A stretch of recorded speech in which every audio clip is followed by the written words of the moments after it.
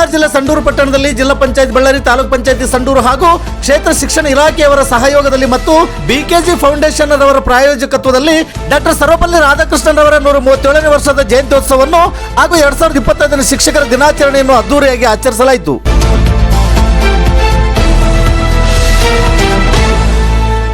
ಅಖಂಡ ಬಳ್ಳಾರಿ ಜಿಲ್ಲೆಯ ಸಂಸದರಾದ ಇ ತುಕಾರಾಂ ರವರ ಅನುಪಸ್ಥಿತಿಯಲ್ಲಿ ಸಂಡೂರು ವಿಧಾನಸಭಾ ಕ್ಷೇತ್ರದ ಶಾಸಕರಾದ ಶ್ರೀಮತಿ ಅನ್ನಪೂರ್ಣ ಇ ತುಕಾರಾಂ ರವರ ಅಧ್ಯಕ್ಷತೆಯಲ್ಲಿ ಮತ್ತು ಸಂಡೂರು ವಿರಕ್ತ ಮಠದ ಶ್ರೀ ಪ್ರಭು ಮಹಾಸ್ವಾಮಿಗಳವರ ದಿವ್ಯ ಸಾನ್ನಿಧ್ಯದಲ್ಲಿ ಕಾರ್ಯಕ್ರಮ ಬಹಳ ಅಚ್ಚುಕಟ್ಟಾಗಿ ನಡೆಯಿತು.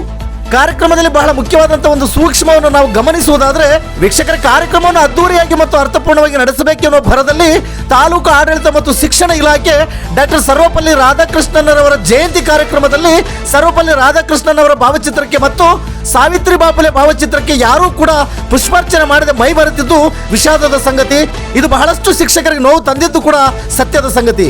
ವೀಕ್ಷಕರ, ಯಾವೊಬ್ಬ ಶಿಕ್ಷಕರು ಕೂಡ ವೇದಿಕೆ ಮೇಲಿರುವ ಗಣ್ಯರಿಗೆ ಸಲಹೆ ನೀಡಲಾಗದೆ ಮೂಕ ಪ್ರೇಕ್ಷಕರಂತೆ ನಿಸ್ಸಹಾಯಕರಾಗಿ ಕುಳಿತುಕೊಂಡಿದ್ದು ಮತ್ತೊಂದು ಸೋಜಿಗದ ಸಂಗತಿ.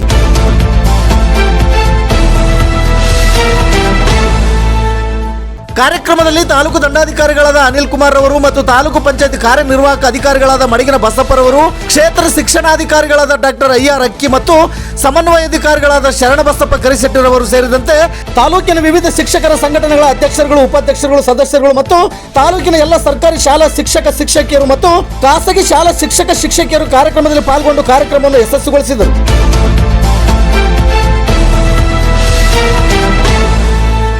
ನಿತ್ಯ ನಿರಂತರ ಸುದ್ದಿಗಾಗಿ ಗರುಡ ನ್ಯೂಸ್ ವೀಕ್ಷಿಸಿ. ಸುದ್ದಿ ನಿಮ್ಮದು, ಸದ್ದು ನಮ್ಮದು. ವರದಿಗಾರರು ಕೆ ಮೆಹಬೂಬ್ ಬಾಷಾ. ಇದು ಗರುಡ ನ್ಯೂಸ್. ನಾನು ಮಲ್ಲೇಶ್ ಕಮತೂರು.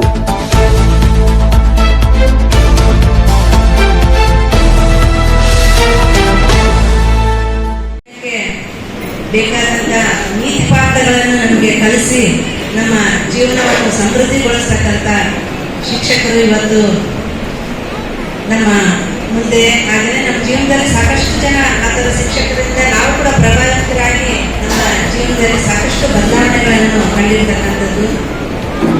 ಇವತ್ತು ನಮ್ಮ ಜೀವನಕ್ಕೆ ಉತ್ತಮ ಅನುಭವದ ಶಿಕ್ಷಣವನ್ನು ನೀಡುವ ಎಲ್ಲರೂ ಕೂಡ ನಮಗೆ ಶಿಕ್ಷಕರೇ.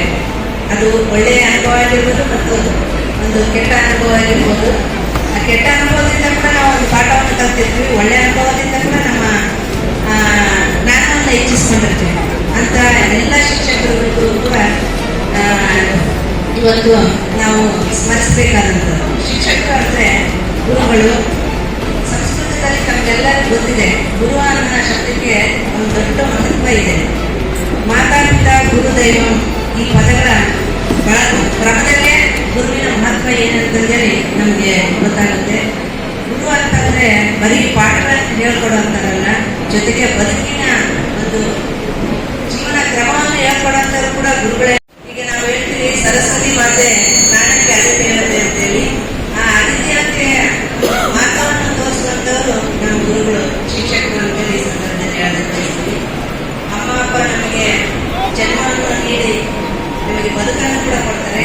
ಆದರೆ ಆ ಬದುಕನ್ನು ಸಕ್ರಮವಾಗಿ ನಡೆಸ್ತಕ್ಕಂಥ ದಾರಿಯನ್ನು ತೋರಿಸ್ತಕ್ಕಂಥವ್ರು ಯಾರಂದ್ರೆ ಕಲ್ಪಿಸುವ ಮೂಲಕ ಶಿಕ್ಷಣ ಕ್ಷೇತ್ರ, ತಂತ್ರಜ್ಞಾನ, ದೇಶದ ಅಭಿವೃದ್ಧಿಗಾಗಿ ತಮ್ಮ ಜೀವನವನ್ನು ಮುಡುಪಾಗಿಟ್ಟವರು ಡಾಕ್ಟರ್ ಸರ್ವಪಲ್ಲಿ ರಾಧಾಕೃಷ್ಣನ್ ಅವರು.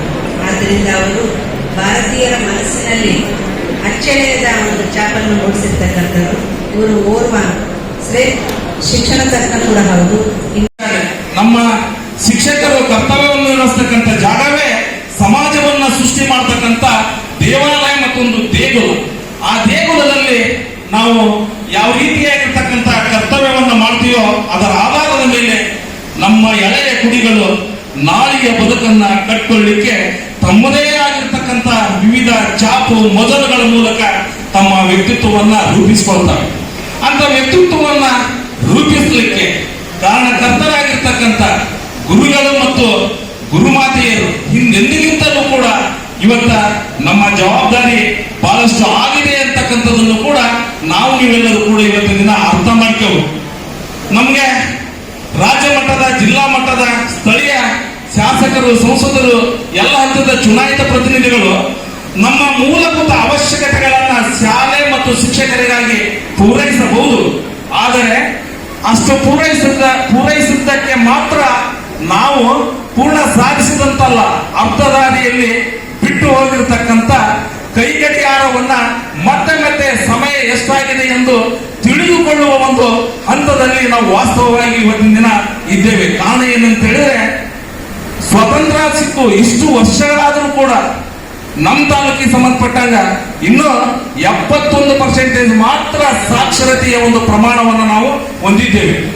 ಇನ್ನು 29% ಮಕ್ಕಳು ನಾವು 3 ವರ್ಷದಿಂದ ಅವರ 10ನೇ ತರಗತಿ ಪಾಸ್ ಆಗುವವರಿಗೆ ನಾವು ನೋಡಿದ್ರೆ ಅಲ್ಲೇ ವೇಸ್ಟೇಜ್ ಮತ್ತು ಸ್ಟಾಗ್ನೇಷನ್ ಗ್ಯಾಪ್ ಅನ್ನ ನಾವು ನೋಡ್ತಾ ಹೋದ್ರೆ ಇನ್ನ 29% ಮಕ್ಕಳು ಇವತ್ತ ನಮ್ಮ ಶಾಲೆಯ ಅಂಗಳದಿಂದ ಹೊರಗುಳಿದಿದ್ದಾವೆ.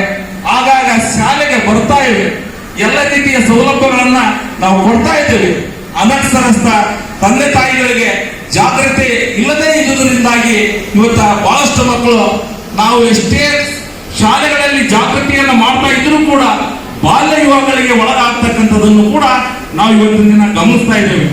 ಅದಕ್ಕೆ ಮಕ್ಕಳಲ್ಲಿ ಬಾಲ್ಯದಲ್ಲಿ ನೈತಿಕ ಮೌಲ್ಯಗಳನ್ನ ಹಿಂದೆ ನಾವು ಶಾಲೆ ಕಲಿತಕ್ಕಂಥ ಸಂದರ್ಭದಲ್ಲಿ ನಮ್ಮ ಅಜ್ಜಿ ಅಜ್ಜ ತಂದೆ ತಾಯಿ ಬಂಧು ಬಳಗ ಅವರೆಲ್ಲರೂ ಕೂಡ ಅನೇಕ ನೈತಿಕ ಮೌಲ್ಯಗಳನ್ನು ನೋಡಿರ್ತಕ್ಕಂಥ ಕಥೆಗಳನ್ನ ಹೇಳುವುದರ ಮೂಲಕ ಅಲ್ಲಿಯ ಬೆಲೆ, ಅಲ್ಲಿಯ ಸಂತೋಷ, ಅಲ್ಲಿಯ ಉತ್ಕೃಷ್ಟವಾಗಿರ್ತಕ್ಕಂಥ ಜೀವನ ಸಿದ್ಧಾಂತಗಳ ಬಗ್ಗೆ ನಮ್ಗೆಲ್ಲ ಏನ್ ಮಾಡ್ತಿದ್ರು, ತಿಳಿ ಹೇಳ್ತಿದ್ರು.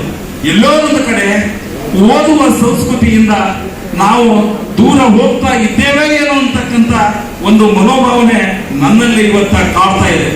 ದಯಮಾಡಿ ಪ್ರತಿನಿತ್ಯ ಶಿಕ್ಷಕರು ಪ್ರತಿದಿನ ಪ್ರತಿ ತರಗತಿಯಲ್ಲಿ ಓದಬೇಕು. ಓದಿರ್ತಕ್ಕಂಥದನ್ನ ಮಕ್ಕಳ ಮಸ್ತಕಕ್ಕೆ ಟ್ರಾನ್ಸ್ಫರ್ ಮಾಡುವುದರ ಮೂಲಕ ಅವರನ್ನ ಟ್ಯಾಲೆಂಟ್ ಆಗುವಂತ ಒಂದು ರೀತಿಯಲ್ಲಿ ತಾವು ಅವರ ಬೆಳವಣಿಗೆಗೆ ಪೂರಕವಾಗಿ ಕರ್ತವ್ಯವನ್ನ ನಿರ್ವಹಿಸಬೇಕು ಅಂತಕ್ಕಂಥ ಒಂದು ಮಾತನ್ನ ಈ ಸಂದರ್ಭದಲ್ಲಿ ಹೇಳ್ತಾ